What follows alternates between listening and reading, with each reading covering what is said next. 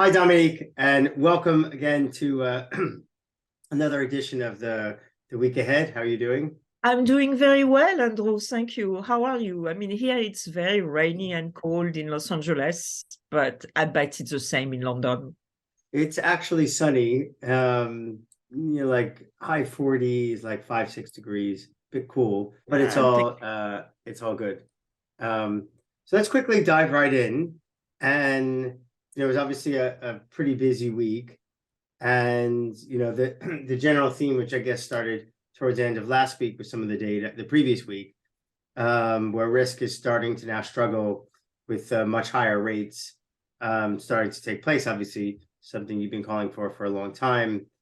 And so what was your interpretation of the data, speeches, market reaction over the past week? So speeches, Fed speeches, even the minutes, not much in terms of what's coming at the March meeting, because right now, in terms of the very short term uncertainty on Fed, it's all about whether we do 25 or 50. 25 fully priced, 50 maybe a 20% or so chance. I think it's much higher. Yeah. But not much change in the sense that we have the doves looking at the macro data and saying nothing to see there, and the hawks saying that the macro data is showing that inflation is going to be, much higher than what the doves think, and they got a bit of vindication. But the story was really with the data more than with the Fed. And of course, the story with the data is, two strikes for the hawks, a much larger than expected retail sales, and then the January PCE, so the comprehensive data on consumption, was also a blowout. Yeah. PCE 20 basis points more than expected. And to me, the really important data story is that this variable I watch very closely, which is called real household income, excluding government transfers. And the reason I like it is that it gives a sense of economic momentum in the absence of government support. Like, for instance, during the crisis, the growth rate of that variable went deeply negative because people's income was mainly government handouts. I mean, during the pandemic. And before Friday, it was stuck in the range around 0% since mid last year. And I was looking for a breakout because historically, this variable has proved a really good leading indicator. Turnarounds have proved a really good leading indicator of expansion and recession. And that data wasn't moving. And Friday, miracle of miracles, the BLS revises everything. Actually, it was a BEA, not the BLS. Okay. And you see a clear breakout in the data, which suggests that growth is going to accelerate from here. So in terms of, my views, this was actually quite a good week. The Atlanta Fed GDP nowcast, which I think is a good aggregator of all the macro data, it's up. It's now predicting a growth this quarter at 2.7% from 2.5. That's kind of like at or even slightly above trend. Trend is about 2%. So this is Yeah, so it's even slightly above trend. Yeah. Yeah. And also what the data showed, consumption especially, is that the slowdown we had at the end of last year was a fluke because January was back to trend. So it was probably seasonality, which with climate change has become a real issue. Right. And do you subscribe to any of this theory that the end of last year was weak, January was kind of payback for that, and then the February numbers will start being a bit weaker again? So it depends on what you mean by weak. I mean, to me, weak is below trend. Yeah. I have my doubts, in part because of this clear breakout in this real year-on-year growth in real household income without transfer. And it takes 5 minutes to say it, but I think it's really But it's important, important. really reliable data points. I hope clients have had a look at the note I put out on Friday, where I show the chart for this variable, and it's very clear. It's breaking up. Right. So, which is a great point, by the way. So all certainly our professional clients should really be reading that stuff, and that's kind of one of your key pieces over the past week.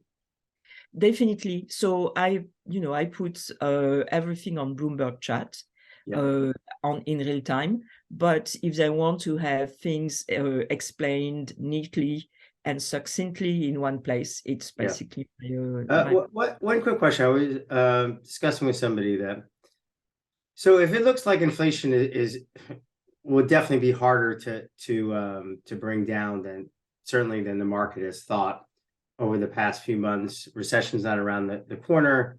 And I feel like I ask you this like every few weeks. Are you surprised that the curve continues to invert so much, and not just that the curve goes up in parallel? That is a really important issue, the curve inversion, and I'm planning to write about it at some point. So, the reference to me in terms of inversion has been the 70s, because that's when we had the deepest inversion, about 200 basis points. And if you look at inflation, it's actually quite close to the trajectory of the early 70s.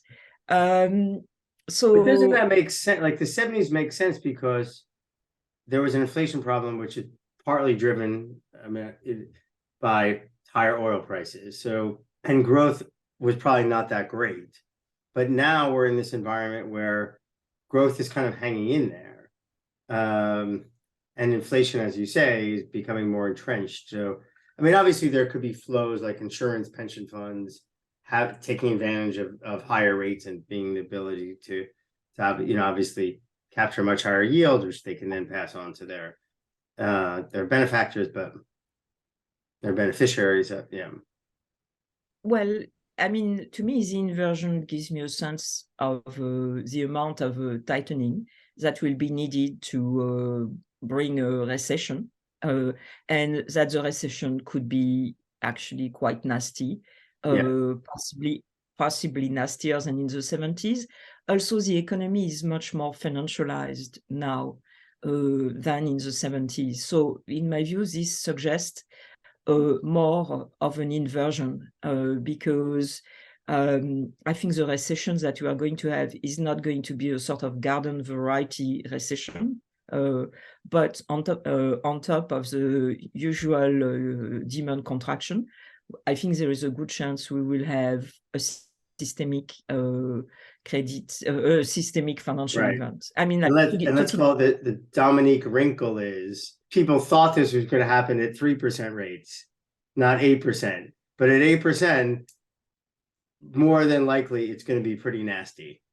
It's going to be pretty nasty. And to give you an example, one theme that came out this week in the conversation with clients, what people are writing on Twitter, and so on and so forth. The fact that credit spread, especially high yield, are too tight relative to fundamentals. So people are looking at banks, lending standard, and so on and so forth. And in my view, it's a direct consequence of the moral hazard created by the Fed by its intervention during the pandemic. The Fed said, we will buy everything. If you issue, they were going to guarantee any kind of bonds, of corporate bonds. They also had a facility to lend to corporates, to support lending to corporates that were not issuing bonds, or small corporate. So can you imagine this sort of a general underwriting by the Fed has created enormous moral hazard? The problem, and by the way, it's like the equity market put, is that when inflation is high, the Fed is no longer in a position to support markets. So that disconnect of credit spread with fundamentals is going to get resolved when people realize that, oops, the Fed is not going to stop at 5%, more like 8 or 9, and that is going to be devastating. So the recession that we could have, and which in my view would justify even a bigger curve steepening than in the 70s, could be quite nasty once all these financial effects start to come into play. Come on, yeah. I guess my feeling always, and you're gonna know this better than me, is a high yield. A lot of times, those companies may be more focused on kind of the middle to lower end consumer, and if we are heading into recession, traditionally those are parts of the economy that get hit the most. But in many cases, those are the part of the economy that has been getting stimulus checks, continuing to get possible stimulus checks, getting real, certainly getting nominal wage increases. So we're not really seeing the same kind of default, certainly from the lower end consumer, which can have a knock on more high yield. Obviously, there's other things, telecom, other things that are players in high yield. Okay, cool. So let's and obviously risk selling off makes sense, I think, to us. And probably continue to make sense, but at this point, still probably a grind until we see or have signs of that kind of major fracture in the economy.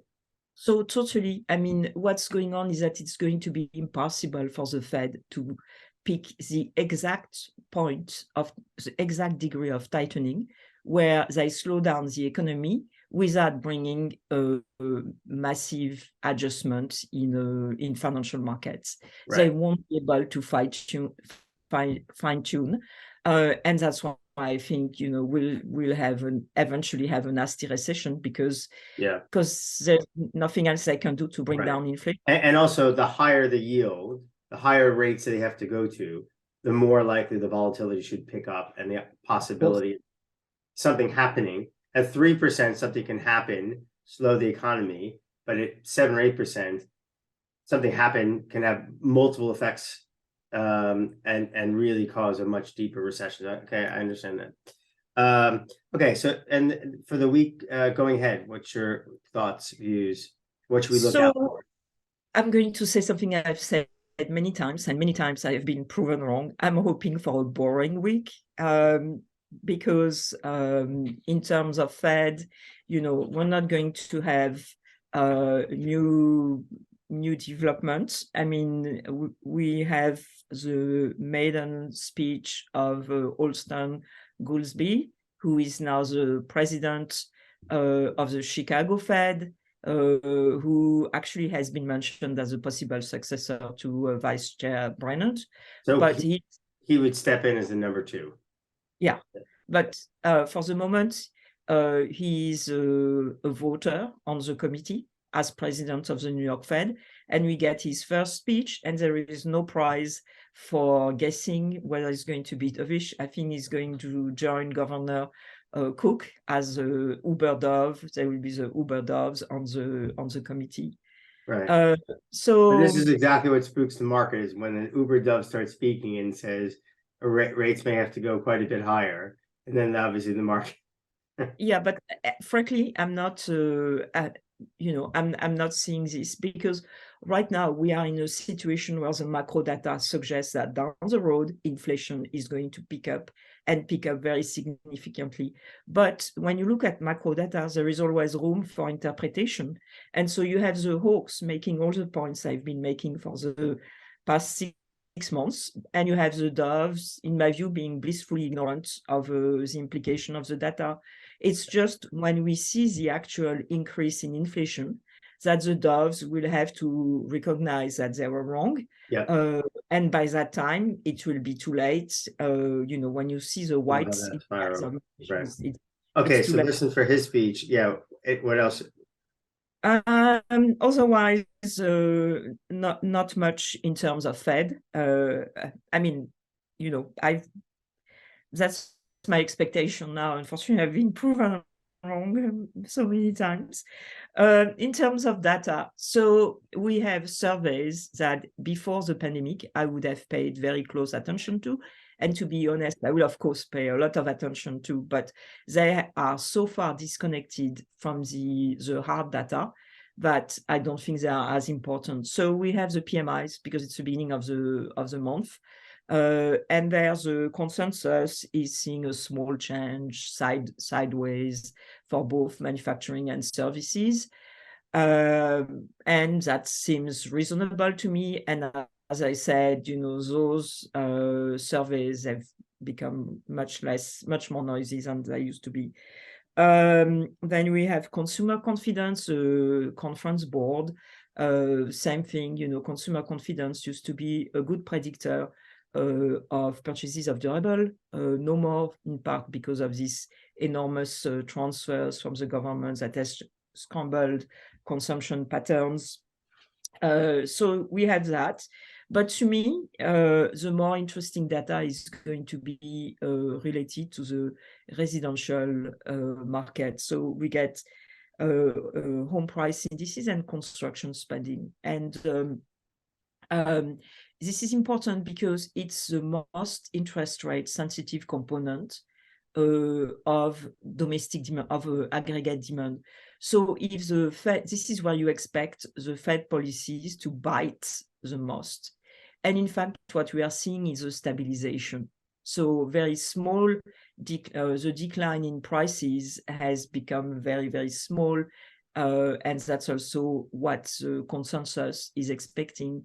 So just a consensus happening, or even a small positive surprise, would be yet another sign that market is stabilizing. The other data, the construction spending, if you look at it in real terms, and again, I have a chart. Is it construction spending in general or specifically for residential housing? For residential. Okay. I have a chart showing in real values. It's where it was, or close to where it was before the pandemic. So it's all the decline, all the adjustment is behind us. And so, this is a point I've made since September of last year. I mean, household balance sheets are very strong. In the US, you borrow 30-year fix, and we are coming out of decades of very low interest rates. So the economy is immune to Fed tightening, and that's why it needs to do much more. So I'll be looking at these two data very closely to get a sense of whether my call is really happening. Okay, cool. So I guess we've done the last few weeks. Sorry, I'll kind of go over a few of the important pieces from the past week. For Prime, we had Robin Wilkin. He's a great guy, an ex-colleague of mine from JP Morgan, who has done technical analysis around Bitcoin and Ethereum, both of which are proving to be right, precarious positions, fitting in with our overall view of risk kind of struggling with obviously much higher rates. China Growth Tracker, which I thought was a particularly interesting one, that has been hitting a bump. We're still pretty much in the camp that the reopening should continue and be a boost for China and the general global economy. But the data is struggling a little bit there. Dominique, of course, your story on the disinflation, I think, was a focus on used car prices, but generally a lot of the moderating in prices last year was really from goods, and you're seeing a lot disinflation, seeing that kind of played itself out probably already. For Pro, a few pieces I thought was interesting. Bert had a bunch of meetings with clients in Asia around basically global emerging markets, and that was kind of super interesting take people's views on, well, certainly even emerging market investors' views on developed market rates, China reopening, generally the dollar, and potential decoupling of interest rates in emerging markets and in developed markets. that is definitely worth a read.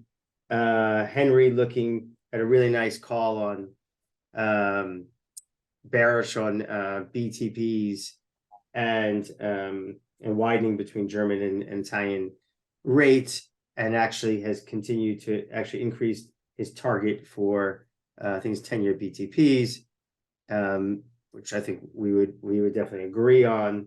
And then a mono portfolio, which continues to perform really well. I mean, I have to say, Bilal and team have done a great call. You know, we were pretty bullish risk, bearish dollars, closed that a couple of weeks ago, and that's continuing to really perform.